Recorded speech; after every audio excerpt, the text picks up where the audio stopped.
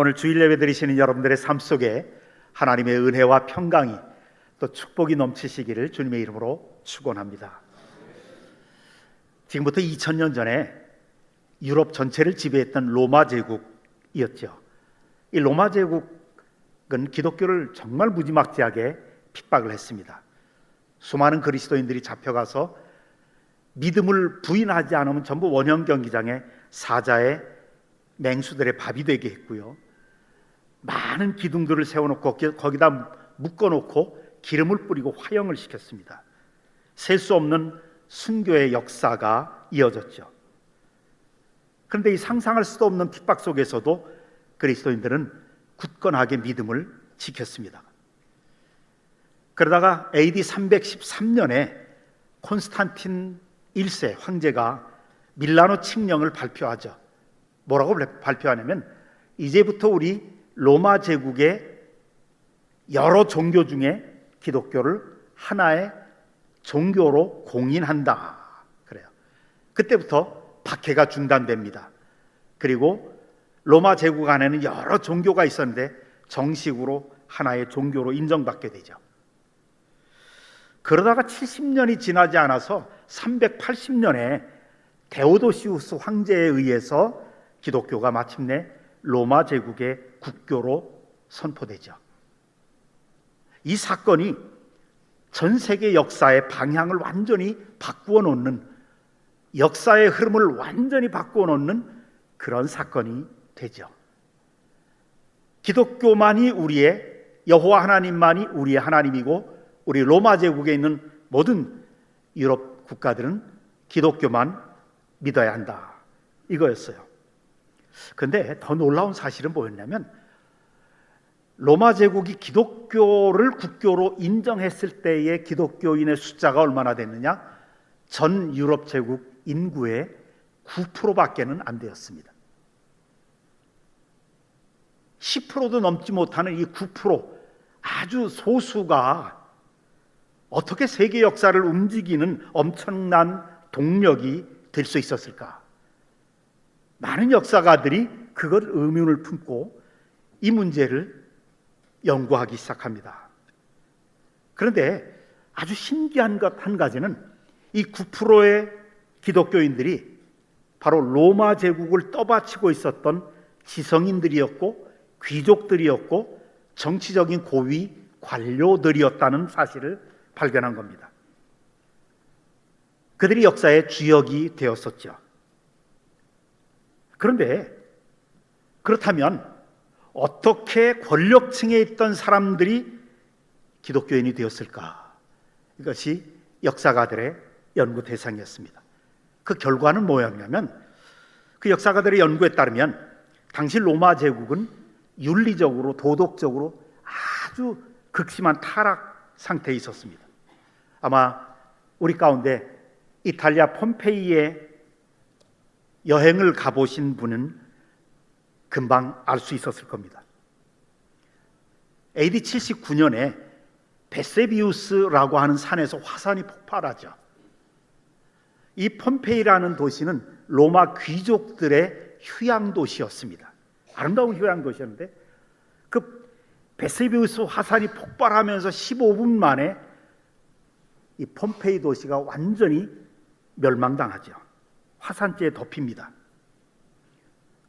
1500년대에 고고학자들이 그 폼페이 도시를 발굴하기 시작해서 발견된 유적들과 유물들, 화석들을 보면 로마 제국 당시의 사람들이 얼마나 성적으로 문란하고 도덕적으로 타락했는지 아주 생생하게 보여주고 있습니다.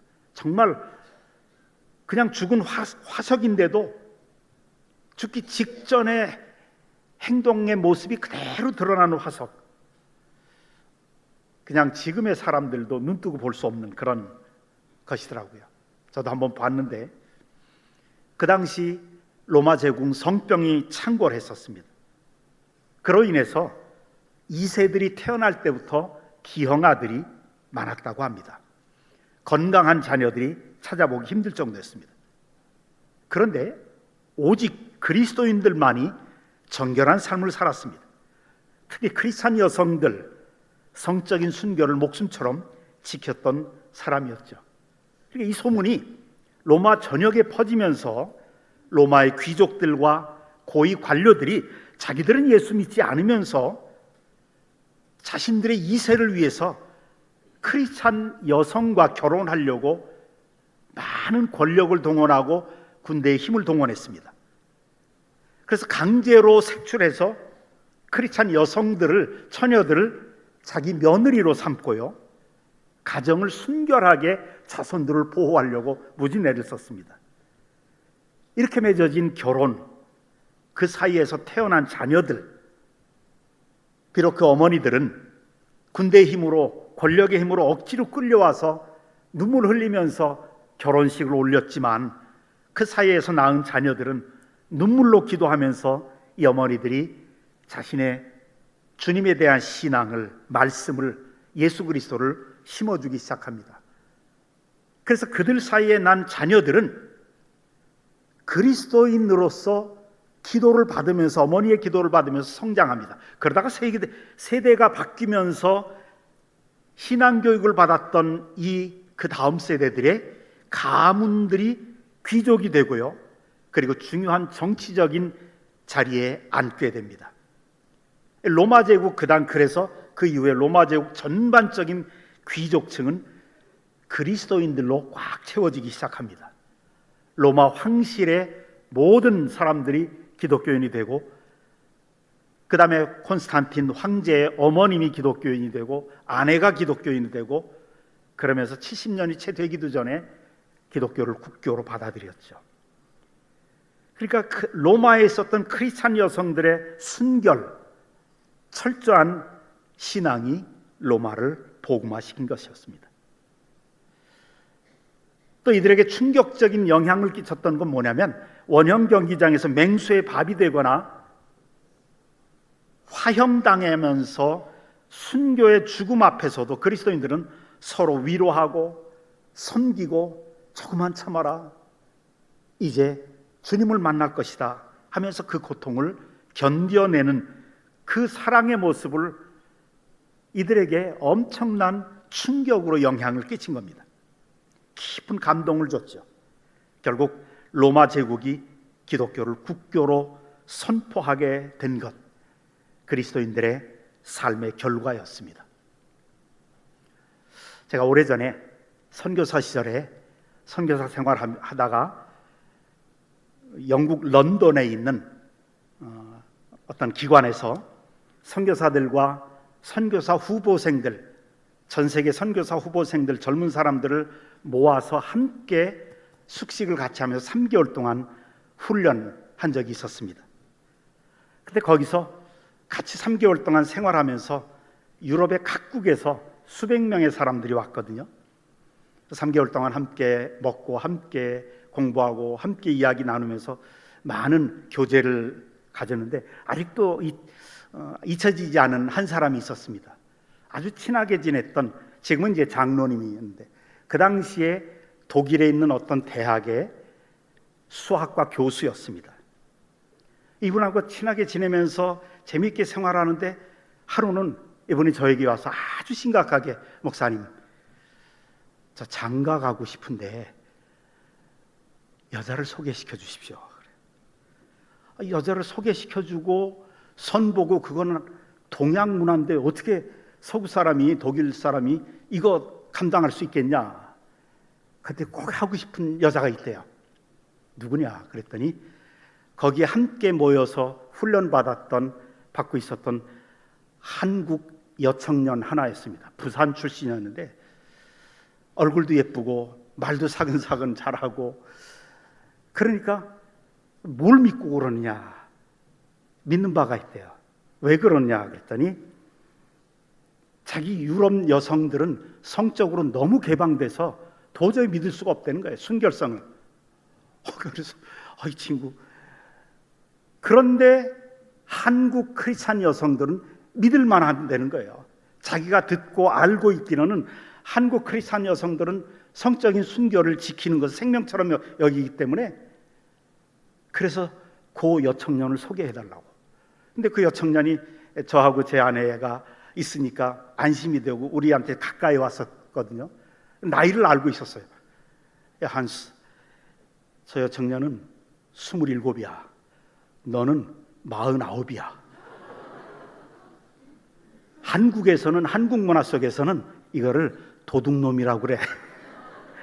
농담까지 하면서 너 정말 소개시켜줄까 그랬더니 소개시켜달래요. 그래서 미리 한스라고 하는 얘기를 하면 안 만날 것 같아서 우리 여청년한테 런던 그 중심가에 제일 유명한, 값싸기로 유명한, 또 맛있기로 유명한 이 중국 음식점이 있어요. 거기로 나오라고, 내가 누구 소개시켜 줄 사람이 정말 좋은 사람이 있는데 대학 교수인데 나오라고. 그래서 이제 나와서 함께 딱 마주쳤어요. 그리고 이제 잘 분위기 맞춰서 이런 얘기 저런 얘기하고 저하고 제 아내는 나와서 음식값 지불하고 다시 돌아왔어요. 밤 11시쯤 돼서 그 여청년이 우리를 찾아왔어요. 하는 말이, 목사님, 우리 아빠보다 1살 적어요.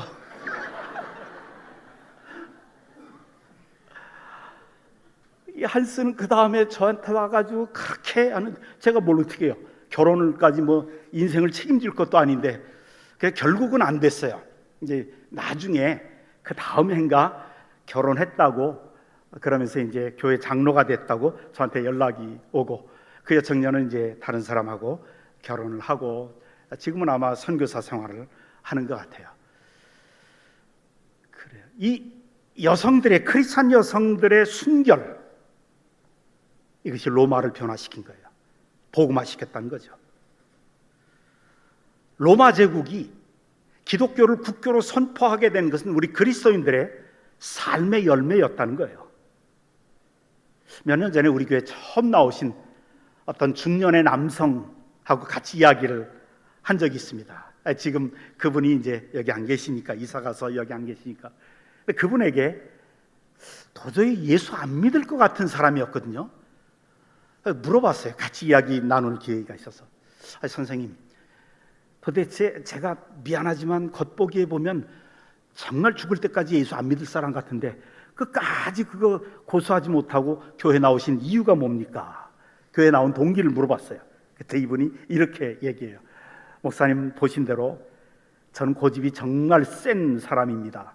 그동안 예수 믿으라는 전도를 많이 받았지만 그때마다 속으로 너나 잘하세요 라고 생각하면서 다 우습게 생각했습니다. 그런데 살다 보니까 제 주위에 있는 기독교인들이 다른 사람들과는 전혀 다른, 뭔가 다르다는 걸 느꼈습니다. 자세히 살펴보니까 예수 믿는 사람들에게 뚜렷한 특징이 있더라는 거예요. 뭐냐 그랬더니, 일이 잘 될 때는 이건 하나님이 주신 축복이라고 그러면서 얼마나 감사하고, 그런데 또 일이 잘 안 풀리고 잘 안 될 때는 하나님이 나에게 주신 시련이라고 생각하면서 겸손하게 참고 견디라는 거예요. 견딘다는 거예요. 그럼 자기들처럼 일이 안 될 때 막 신세한탄하고 팔자 타령하고 원망하고 불평하고 남 탓하고 험담하고 그렇지 않더라는 거예요. 이 점에서 기독교인들이 정말 다르더라는 걸 느끼고 자신도 예수 믿겠다고 그렇게 생각해서 교회에 자기 발로 스스로 나왔다고 그러는 거예요. 그 이야기를 들으면서요, 우리 그리스도인들의 살아가는 모습이 알게 모르게 얼마나 큰 영향을 끼치는가 우리 늘 기억해야 될 줄로 믿습니다. 지금 내가 살고 있는 이 삶의 자리에서 가족들 앞에, 친구들에게 나는 어떤 모습으로 보여지는가, 동료나 회사 사람들, 만나는 사람들에게 어떤 그리스도인의 모습을 보여주고 있는지 늘 생각해야 될 줄로 믿습니다. 오늘 본문에 보면 예루살렘 교회가 나옵니다. 전 세계 모든 교회가 배우고 싶어하고 닮고 싶어하는 교회의 원형, 오리지널 교회라고 말할 수 있죠. 교회다운 교회, 예루살렘 교회. 예루살렘 교회는 오늘 보니까 살아있어요. 성령이 충만한 교회였습니다. 오늘 38절에 베드로가 이르되 너희가 회개하고 각각 예수 그리스도의 이름으로 세례를 받고 죄사함을 받으라, 그리하면 성령을 선물로 받으리니. 성령 충만한, 회개하고 세례받고 삶이 변화된 사람들이 모인 곳이 예루살렘 교회더라고요. 그들은 세례받고 열심으로 모여서 기도하고 이웃들에게 나누어주고 봉사하고 구제하는 일에 열심을 다했습니다. 물론 교회는 구제와 봉사를 끊임없이 지속적으로 감당해야 됩니다. 뿐만 아니라 예루살렘 교회는 전도에 얼마나 열심을 냈는지 그날에 제자의 수가 3,000이나 더 하더라 그래요. 신도들이 3,000명이나 더 늘어날 정도로 전도에 열심이었고 예배가 살아있었고 정말 수많은 영혼들이 그래서 구원을 받았던 교회. 그런데 이렇게 교회를 교회되게 하고요, 교회다운 교회로 만들어가는, 또 살아있는 성령 충만한 그리스도인들이 되게 하는, 그래서 일상생활에 삶을 바르게 하고 믿지 않는 사람들에게도 윤리적으로 도덕적으로 문화적으로 많은 영향력을 줄 수 있도록 하는 이 모든 것을 이끌어가는 핵심이 무엇인가? 그게 오늘 42절에 나옵니다. 기도 생활이었습니다. 그들이 사도의 가르침을 받아 서로 교제하고 떡을 떼며 오로지 기도하기를 힘쓰니라. 사도의 가르침이 있었습니다. 성경 공부가 있었고 설교가 있었고 매일 사도의 가르침을 받아서 서로 교제하고 떡을 떼고 오직 기도하기를 힘썼던, 그래서 예루살렘 교회는 항상 말씀과 뜨거운 기도가 함께 가는 교회였습니다. 그들에게 기도의 다락방이 있었습니다.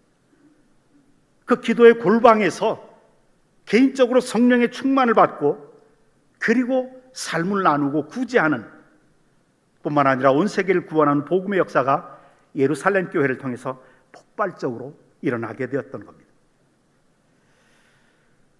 제가 새벽 예배를 마치고요, 개인적으로 새벽 기도를 좀 하다가 이제 집으로 가려고 예배당 밖으로 나가면 우리 교회 장로님 중에 한 분이 화단에 물을 주고 있더라고요. 꽃에 물을 주고 화단에 있는 모든 저기에 다 물을 주고 있어요. 혼자서 어떨 때는 또 제가 저녁 때 한 7시쯤 퇴근하는데, 퇴근하려고 나오면 그 장로님뿐만 아니라 그 장로님 부인 권사님도 같이 나와서 또 저녁 때도 물 주고. 그래서 여러분, 우리 교회 정원이 이렇게 아름답게 잘 가꾸어진 거는 그 장로님이 그렇게 정성을 들여서 물을 주고 가꾸기 때문에 그렇습니다. 기도란 마치 화단에 물을 주는 것과 같습니다. 아름다운 꽃을 피우려면 정성을 다해서 계속적으로 물을 잘 주어서 돌보아야 합니다. 그럴 때야 비로소 아름다운 정원을 만들 수 있는 거죠. 부부관계도 마찬가지입니다. 기도해야 사랑이 살아납니다. 시들지 않습니다. 과학자들의 말에 의하면 인간은 본래, 이건 우리의 해석이지만 부패한 성품이어서, 인간은 본래 스스로에게, 이성에게 관심 가지고 혹하는 그런 이렇게 내적 분비물이 있다고 그래요. 그래서 여성을 보면, 아름다운 여성, 자기 마음에 드는 여성을 보면 관심 갖게 되고 사랑하게 되는데, 그 유효기간이 얼마냐? 2년이라고 그래요. 길게 가는 사람은 3년밖에 안 된대요. 그런데 우리 그리스도인들이 배우자를 평생 사랑할 수 있는 이유가 뭐냐? 그는 내 속에서 있는 자연적으로 흘러나오는 그런 사랑의 호르몬이 아니에요. 그리스도인들이 계속해서 자기 배우자를 사랑할 수 있는 이유는 기도할 때마다 하나님이 공급하시는 힘으로 심령이 은혜를 받아서 사랑할 수 있고, 섬길 수 있고, 감사할 수 있고, 봉사할 수 있고, 기뻐할 수 있고. 여러분, 자연인들 보세요. 예수 없는 사람들 3년까지 얼마나 뜨겁게 신혼생활 뜨겁게 사랑해요. 사랑이면 다 될 줄 아는데, 그래서 우리나라에서 이혼한 커플들 보면 4년, 5년이 제일 많아요. 유효기간이 지나는 거예요. 근데 우리 그리스도인들은 기도를 통해서 심령이 막 사랑이 흘러나오는 거거든요. 기도하는 영혼은 끊임없이 흐르는 강 같습니다. 마르지 않는 샘물 같아요. 은혜가 끊임없이 솟아나서 가정을 사랑할 수 있고 익숙한 사람을 더 사랑할 수 있는 그런 사랑이 솟아나는 겁니다. 우리 심령이 빈들의 메마른 풀 같습니다. 그래서 우리 찬양했잖아요. 빈들의 마른 풀같이 시들은 나의 영혼, 주님이 약속한 성령 간절히 기다리네. 가물어 메마른 땅에 단비를 내리시듯 성령의 단비를 부어 새 생명 주옵소서. 이 찬양이 우리 모두에게 이루어지기를 주님의 이름으로 축원합니다. 우리 마음 대단히 강한 것 같죠? 아닙니다. 조그마한 귀에 거슬리는 말 한마디만 들으면 자존심 상하고 기분 나쁘고 욱하게 되고 상처받기 쉽고, 성경이 그렇게 말해요. 우리의 마음은 외롭고 공허하고 메마른 것이 우리의 심령입니다. 그 외롭고 공허하고 메마른 우리의 심령을 채울 것이 없으니까 현대인들은 핸드폰 보면서 SNS에, 유튜브 동영상에, 카톡 문자 보내는데 그것으로 자신의 이 공허한 마음을 도피해버리는 거예요. 술 마시는 것으로, 노래방 가는 것으로. 낮에 활동할 때 사람들 만날 때는 몰라요. 잊어버려요. 근데 혼자서 자기와 자기만이 딱 부딪히면 너무 공허한 거예요. 너무 허무한 거예요. 이것을 사회심리학자인 에릭 프롬은 자기 혼자 있을 때, 자유할 때, 어디에 소속되지 않을 때 이걸 견디지 못한다는 거예요. 외롭고 공허하고 메마르니까 술로 도피하고 만남으로 도피하고, 우리 현대인들처럼 유튜브로 도피하고 계속 하루 종일 TV 보는 걸로 도피하고, 자유로부터의 도피라고 하는 책을 그래서 썼어요. 외롭고 공허하고 메마른 것이 우리 심령인데, 그런데 기도하면 성령의 단비가 부어지고 은혜의 단비가 부어지고 믿음의 단비가 부어지고 기쁨과 소망의 단비가 부어지는 것입니다. 그래서 우리가 사랑할 수 있고 감사할 수 있고 사명을 넉넉히 감당할 수 있고, 꽉 찬 성령으로 가득 찬, 기도하는 영혼에게 성령으로 가득 차면, 생명으로 가득 차면 어떤 상황 속에서도 감사와 소망이 넘치게 되고 소생하게 되고요, 은혜의 단비를 맞게 되면 어린아이 같은 천국의 마음으로 회복될 수가 있는 겁니다. 그렇습니다. 여러분, 기도하면 내 마음이 살아납니다.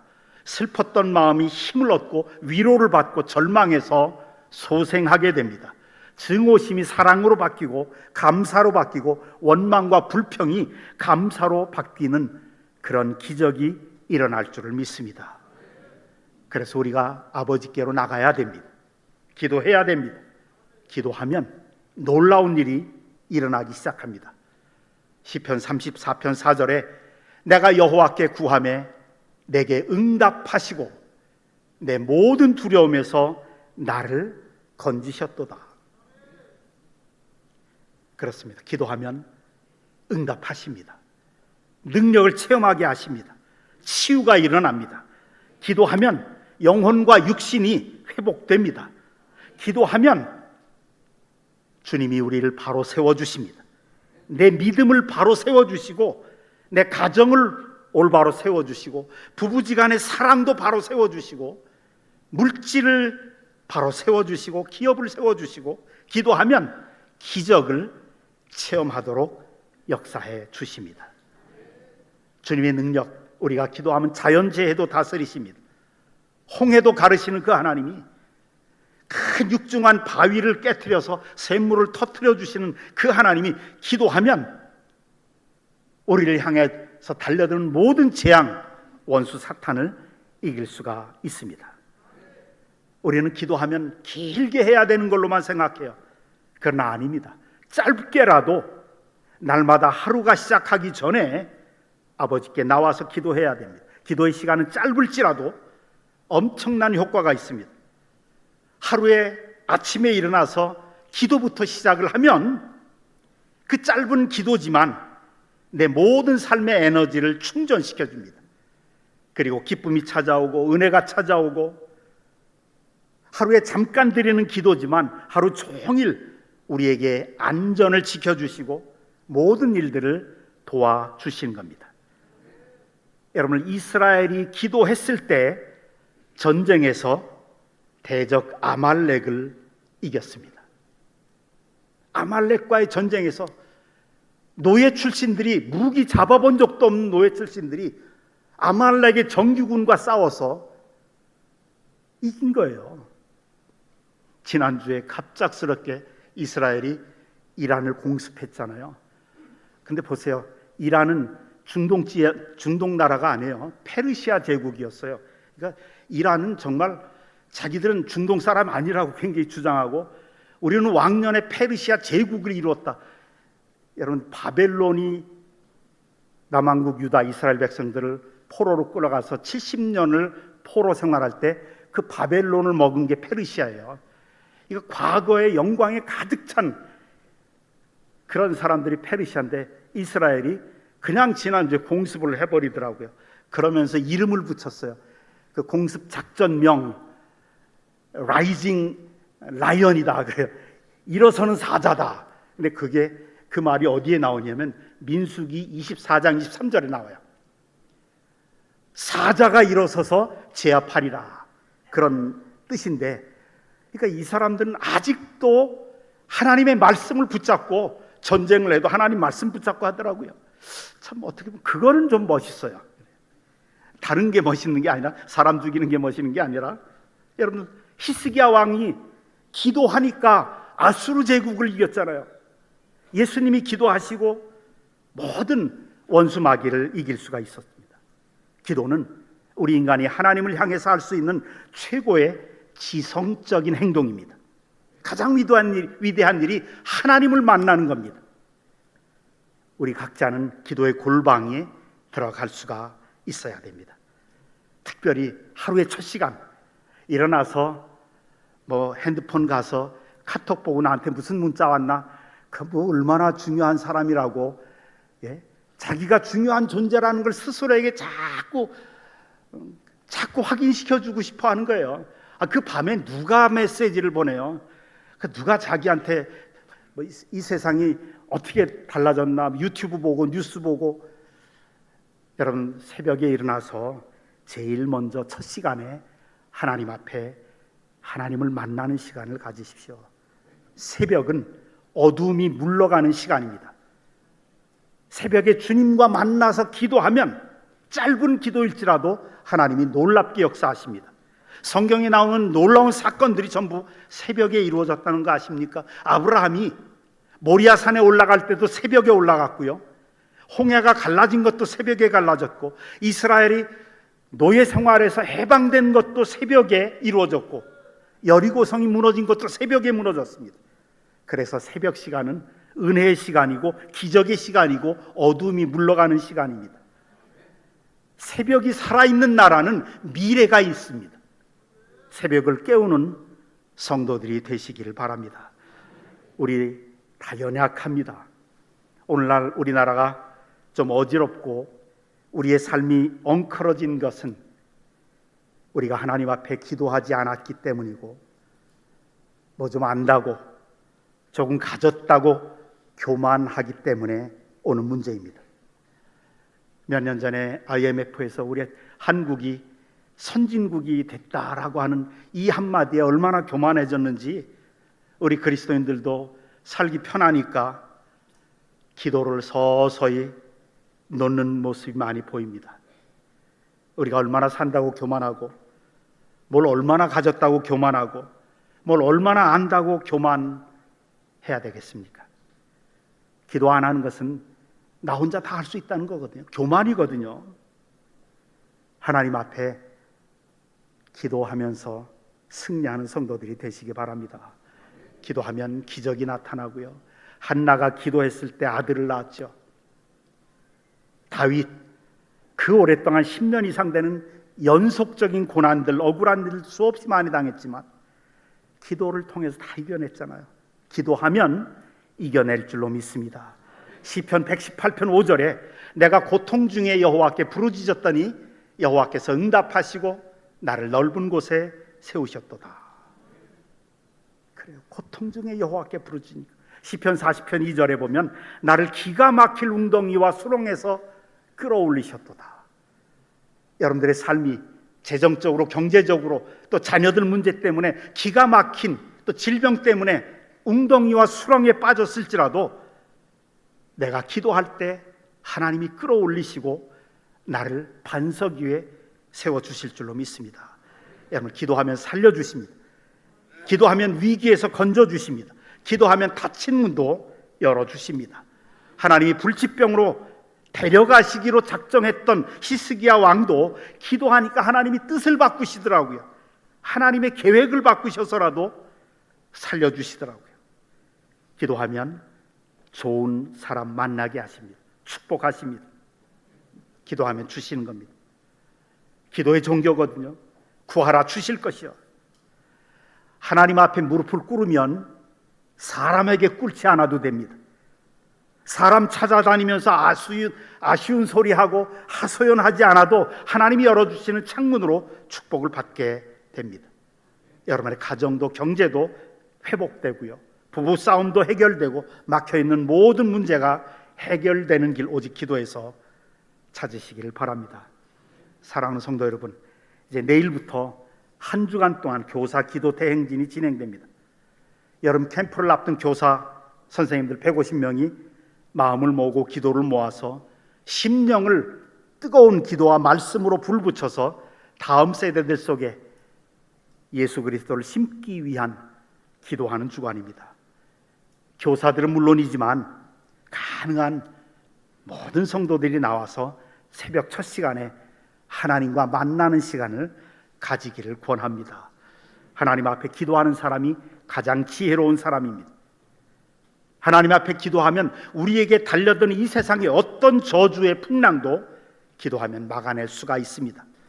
기도할 때만이 하나님이 나를 지키시고 보호하시고 능력의 손이 함께 하시고 전능한 손으로 내 자녀들을 길러주시고 잘되게 하시고 일어나게 하시고 성공하게 하시고 명예와 영광과 존귀를 주시고요, 세계적인 축복을 내려주실 줄로 믿습니다.